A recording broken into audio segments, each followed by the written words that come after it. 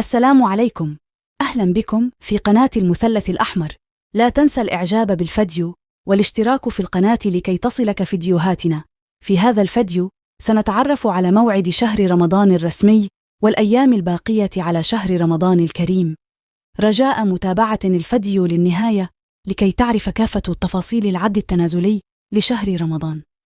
بدأ العد التنازلي لشهر رمضان 2024، وينتظر كافة المسلمين في جميع أنحاء العالم هذا الشهر الفضيل للتضرع إلى الله عز وجل، فهو شهر مغفرة للذنوب، وقد فرض فيه رب العزة على كل مسلم عاقل بالغ، وهذا من شروق الشمس إلى مغيبها. ويبحث الكثير من المسلمين عن موعد رمضان الرسمي وأفضل الأدعية للشهر الفضيل. أعلن المعهد القومي للبحوث الفلكية منذ فترة سابقة من خلال منشور له على موقعه الإلكتروني أن اليوم الأول من شهر رمضان 2024 سوف يوافق يوم الاثنين 11 من شهر مارس، وبذلك يكون بيننا وبين قدوم الشهر الكريم 21 يوما حسب ما أشار إليه المعهد القومي للبحوث الفلكية.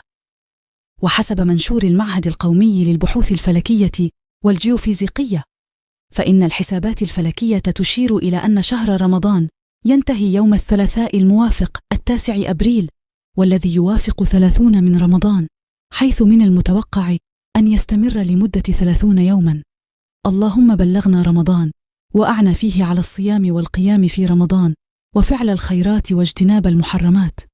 اللهم أهله علينا في أتم الصحة والعافية والسعادة والرضا، نحن وجميع أهلينا وجميع المسلمين. اللهم بلغنا رمضان وارزقنا فيه تلاوة القرآن العظيم وتدبره، وأعنا على فهمه وتطبيقه. وفي النهاية، إذا أعجبك الفيديو لا تبخل عليا بالإعجاب لتصلك فيديوهاتنا،